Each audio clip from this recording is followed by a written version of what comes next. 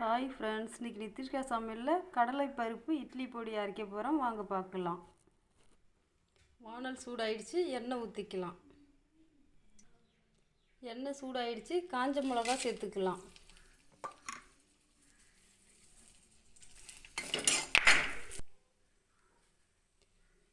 தட்டி வச்ச பூண்டு சேர்த்துக்கலாம்.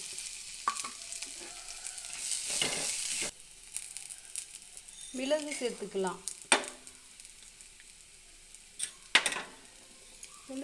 ஜீரகம் சேர்த்துக்கலாம். சோம்பு சேர்த்துக்கலாம். சேர்த்து நல்லா வறுத்துக்கலாம். கருவேப்பிலை சேர்த்துக்கலாம்.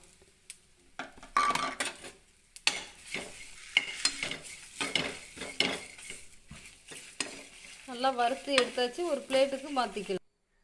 இப்போ அதே வானலில் கொஞ்சமாக எண்ணெய் ஊற்றிக்கலாம்.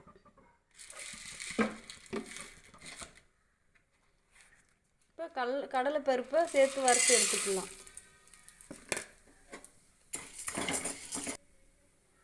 கடலை பருப்பு நல்லா செவந்துடுச்சு, கல் உப்பு சேர்த்துக்கலாம்.